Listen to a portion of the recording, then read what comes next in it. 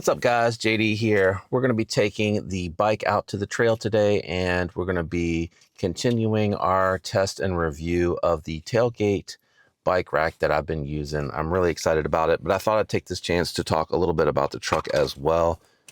Let's do it.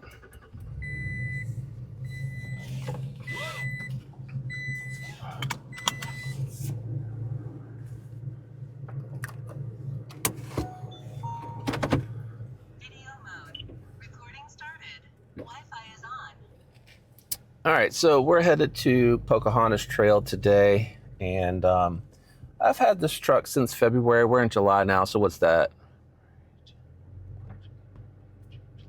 About 5 months, and I thought I'd give a little bit of an update of my experience with the truck. So I really do, overall, just to kind of save you a little bit of time, really do love my truck. I've been enjoying it a lot.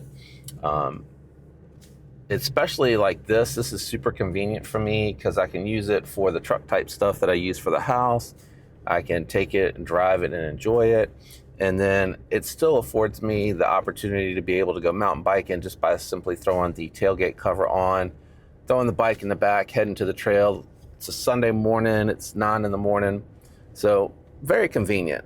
I really like the truck. There's a lot of the stuff in here that has really good quality, build and everything like that, and there's some stuff like the scratchy plastic, the lack of heated seats and stuff that I still think that are kind of, I apologize, that's my dash cam, that I kind of think they missed on a little bit, in my opinion, with the TRD trims. I feel like some of that stuff, at least the heated seats and the remote start, well, the remote start could be part of the technology package, but at least the heated seats, throw the heated seats in there. My wife took the dog this morning because I told her I wanted to go biking, so she's on her way back from the trail. She's walking now, so I'm getting ready to pass her. Oh, she didn't even recognize me, I don't think. Or maybe she didn't see me. It might have been the glare on the truck. I was waving at her, and I don't know if she saw me. Anyway, but this bike rack seems really well built. And I have the GoPro back there right now, just kind of keeping an eye on it. I don't think the bike moves around a ton anyway. I have a Canyon back there, a large frame for me, and it is all aluminum. So it's probably like a 25-pound bike. It's not really moving around a ton. And the bike, it just sits planted in place, which reminds me I need to turn the backup sensor off here.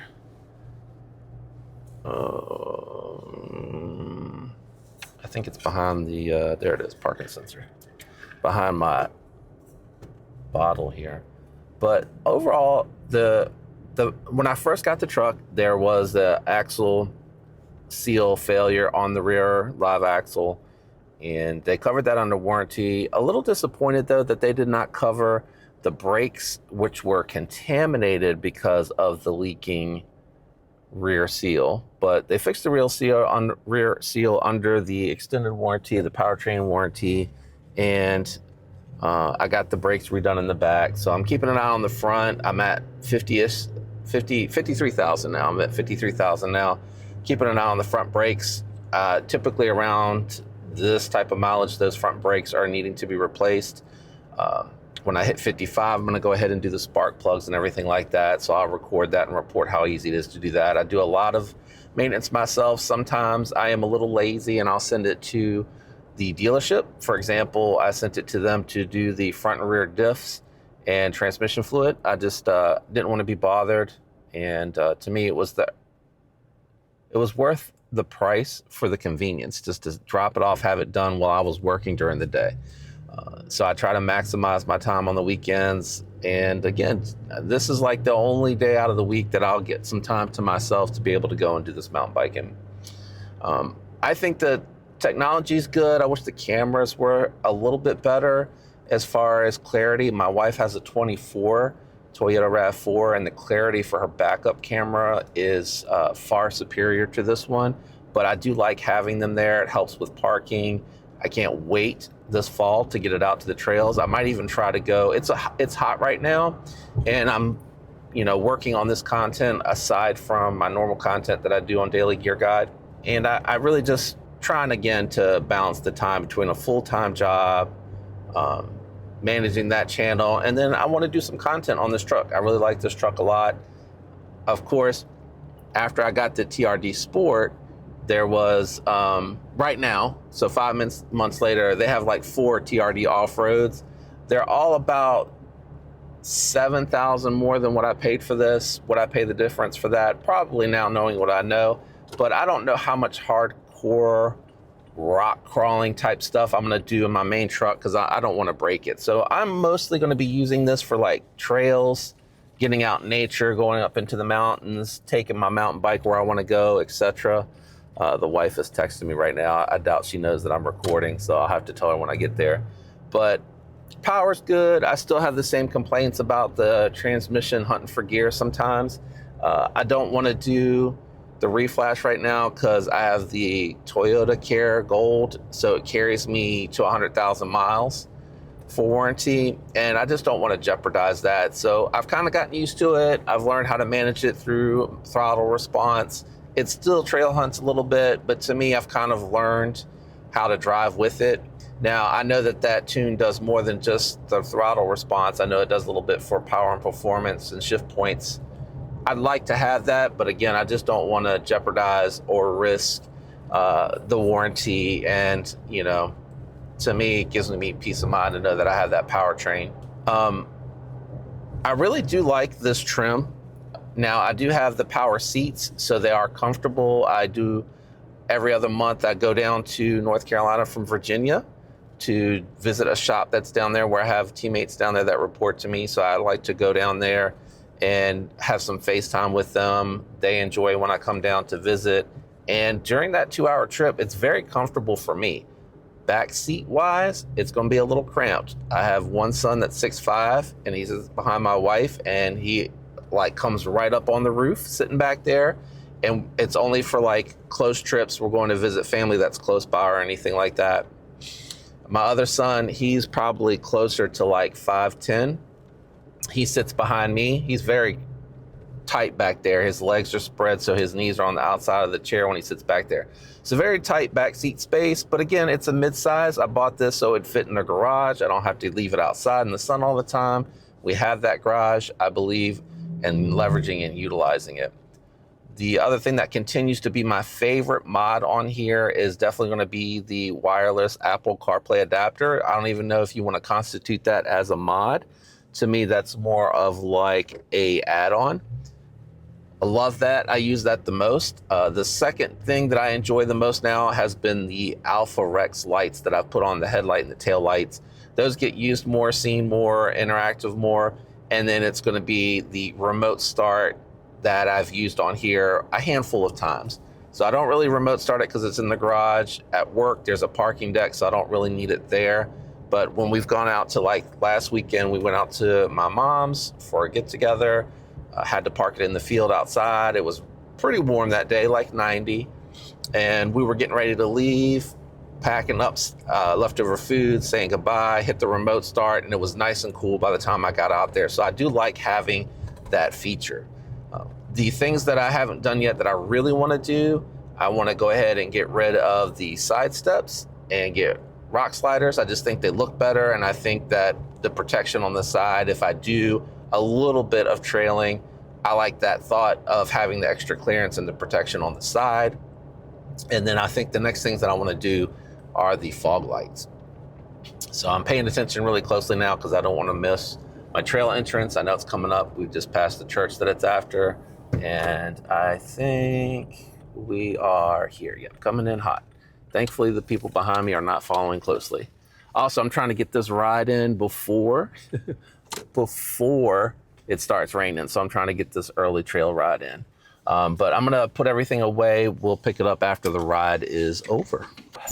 I thought about doing one more loop to try to get 6, but unfortunately for me, I need to get home to get editing.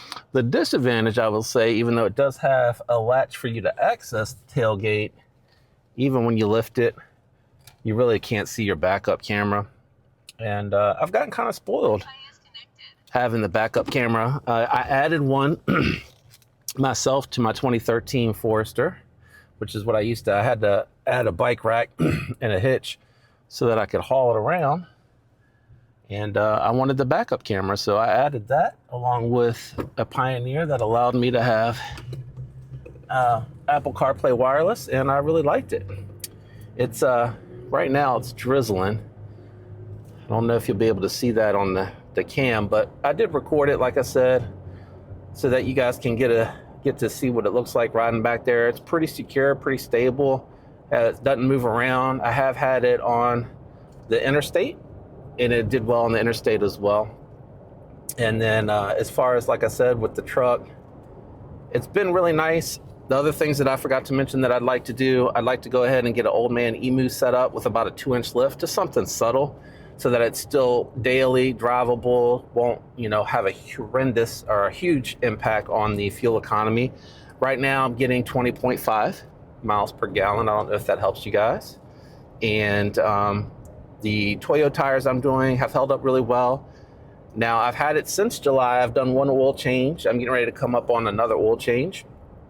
Now, I did that first oil change after 1,500 miles just because I know the dealership's supposed to change the oil, and perhaps they did, but I like to have peace of mind and knowing that it was done. So I figured at 1,500 miles, I'll change it. And to be fair, it came out looking golden, almost as golden as it looked going in. So I'm assuming it was done, but I had peace of mind knowing it was done. I went ahead and bought the air filters for the cabin and for the engine. And when I went to check those had been replaced. So I'll be able to go the full year before I use the ones that are in there. What else can I think about? Everything else has been reliable. Sensors have worked well. The blind side monitoring, that's worked well. The cruise control works well, but it's a little aggressive when you're changing lanes if you come up on somebody that causes it to slow down. So when it's not super congested, I do like to use the cruise control. When it is congested, I drive it myself and just kind of go from there. Still love the looks, the styling. I picked up a Chemical Guys foam cannon, and that's made it a lot of fun to wash this. I kind of do 2 to 3 sections at a time, depending on how hot it is. The foam keeps, makes it easy to wash it and clean it. So if you're looking for stuff to clean your truck, that is definitely a recommendable thing. Let's see, the tonneau cover. I do still like the rollaway tonneau cover. I was tempted to upgrade to the hard top, but I just don't want to not be able to see out the back when I need to access the full bed. So that's a major drawback for me with the hard. They're a little bit harder to break into and whatnot. And I do like the tonneau cover because I do typically leave my bug out bag back there. I thought about just folding the seat behind me down and just dedicating that to where the bug out bag sits. And then when people ride with me, I would just take it and move it and take the tonneau cover off. But the tonneau cover will come in handy if we travel anywhere in the truck. Wife has said we may take the truck, but really she's getting like 30 miles to the gallon on average in her RAV4. So I'd rather take that on vacation because of the better fuel economy. Plus with just her and I, she can haul plenty. We really don't haul that much stuff. It's only when we take other people that we would want to haul extra. Another thing that I've really learned that I do not like the sport tuned Bilstein shocks that are on here. They are very rough. They ride very rough, guys. I do not like them. I cannot wait until I have the funds to get and the time to get the old man emo on here. That will really, for me, make a huge difference here. A little bit, do want to lift it a couple more inches just because I think it'll look good. I think it'll help when I start getting out into the trails a little bit. And again, the 4-wheel drive system in here, the high and the low, I've done a lot of off-road with other trucks that I've had. Not a lot of off-road, let me correct that. I've gone through a lot of trails with the other ones, and they're very capable. I've driven them in the snow. They're very capable as long as you got a good set of tires. So I'm not too worried about not having the rear locker. I would really worry about the rear locker if I was going to be doing some very aggressive trails with this truck, which I don't think I'm going to do.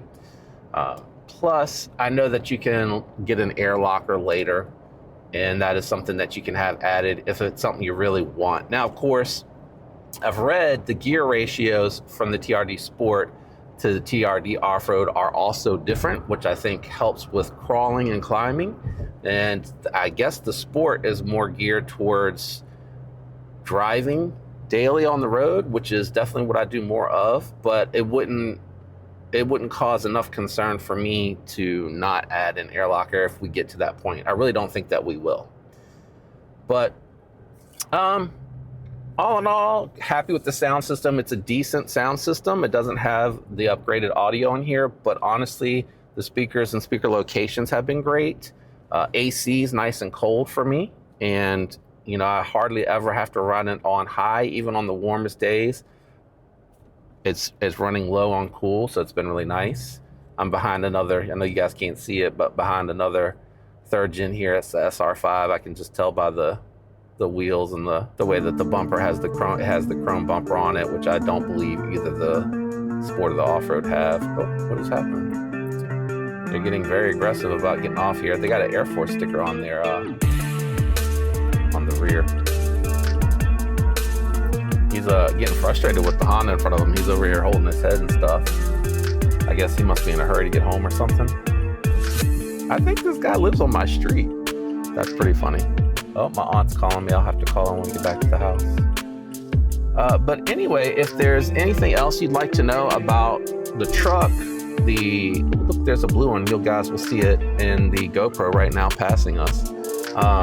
Anything else you'd like to know about the truck, anything that I featured on the truck or installed on the truck, anything else about the bike tailgate cover, let me know. I'll be happy to answer that for you or do a video doing additional footage on that for you. But I'm gonna go ahead and sign off, guys. Thanks for tuning in. If you enjoyed the video, like be appreciated. If you're not subscribed, definitely consider subscribing. I'd love to have you follow along as I grow the channel. Be a friend, tell a friend something nice that may change their life. Thanks for hanging out with me today, guys. I'll catch you in the next one. Peace.